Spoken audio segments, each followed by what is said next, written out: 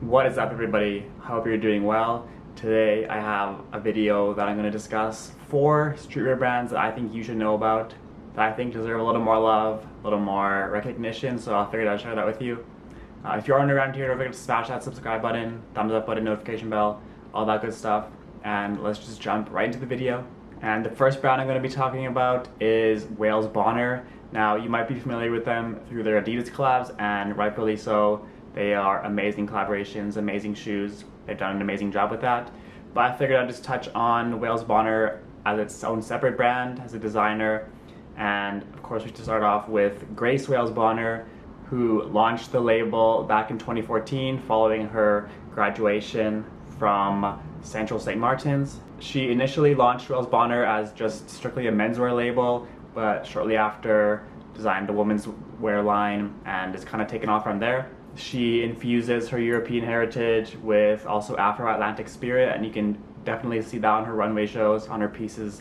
They're beautiful. I'm a huge fan of the tailoring. I think the Welsh Bonner tailoring is some of the best right now, and apparently lots of people seem to agree with that, because in 2015 she won the Emerging Menswear Fashion Designer at the British Fashion Awards, and in 2021 she was named the CFDA Men's International Designer of the Year, which is a huge award, huge recognition for her and her label. One of the best women designers I've seen in a very, very long time, and she's been killing it. I can't wait to see what they continue to do in the future, whether it be with Adidas or strictly the Welsh Bonner line. I mean, like I said, I'm a huge fan of the tailoring, the materials that they use, the prints that they use is immaculate, and the price, of course, is a little bit higher. I would definitely price it out of like a streetwear brand, but the quality, the craftsmanship, where when you pay a higher premium price, you're mostly just paying for the name, not really the quality. Sometimes not the quality, sometimes not the craftsmanship, but definitely the Welsh Bonner, you're definitely paying for that quality. Craftsmanship is just top notch. I had a Welsh Bonner track jacket previously. Unfortunately, it was just a little bit too small for me, so I did have to return it, but the quality, and it was just amazing. I would have loved to hold on to it, but like I said, it was just a bit too small for me, so unfortunately I had to return it. And apart from holding her own brand, she also does a number of other things, including in 2020 she worked on the Dior Resort collection, and she's also the head of the Department of Fashion at the University of Applied Arts in Vienna. So she wears many hats, and she continues to do an amazing job with her brand. And like I said, I can't wait to see what Welsh Bonner does in the future.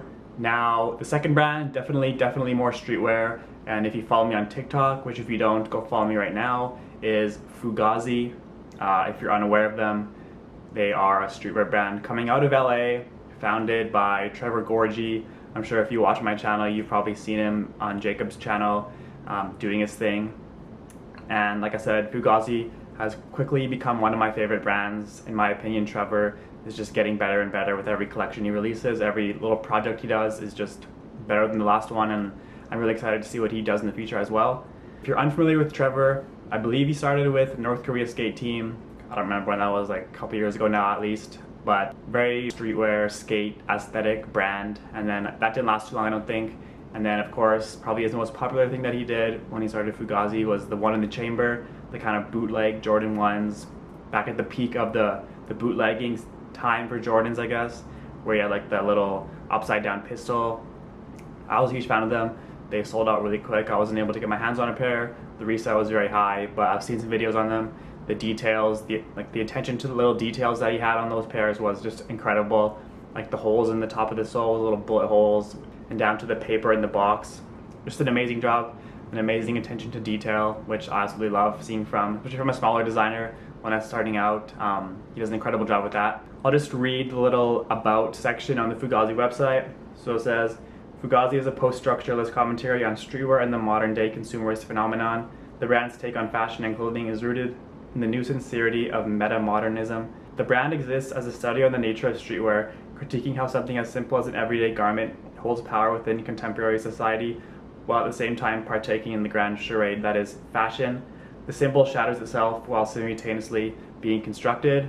So that's a little bit about Fugazi, how their kind of take on the streetwear scene is, the fashion scene as a whole. Now Trevor and Fugazi are actually releasing their third collection this summer, with the first drop taking place on July 13th. So far he's previewed a few pieces. You got these like camo double knee pants, which I love. I've been looking for a camera like this for a long time, and I haven't really been able to find something online. Like, I know you can secondhand find them easily, but I'm probably gonna grab a pair of this.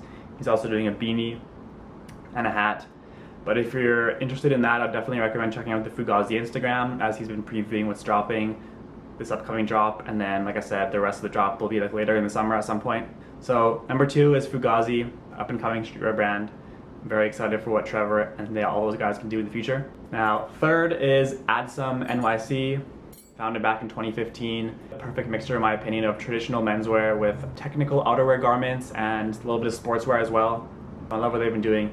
It's super clean, super simplistic, but then he's got the little technical aspect to it as well, with whether it be the pockets, how they do their zippers, like everything is just incredibly fine details. Like I said, they're an American company based out of New York. They take a lot of inspiration from the city of New York and the surrounding cities, along with the outside countryside, countryside of the Northeast USA.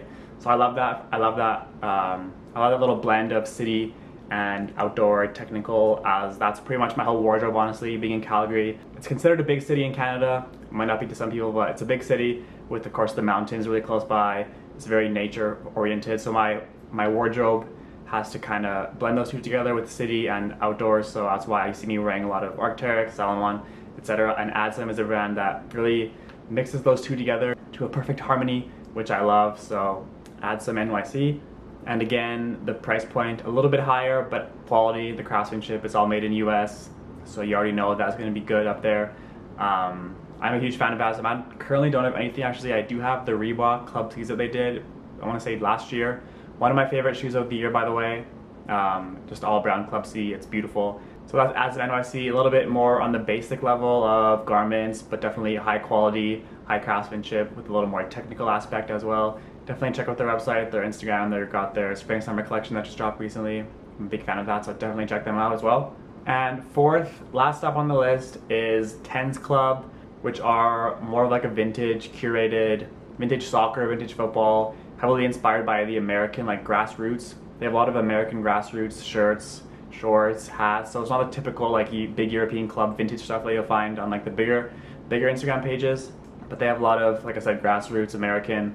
They do bring a few club pieces, like national team pieces, in once in a while, but they weekly drops of vintage, and they're also currently in the process of constructing their perfect soccer shorts, which I believe is set to release anytime now, honestly. Close their store, they'll stop doing drops until the shorts are ready to be released, and I've been following their Instagram, and they're set to be released pretty soon. They also have their own line of merch as well. It's just like classic soccer camp style. I love it. I'm a big fan of what they've been doing. The whole team over there, they've been killing it.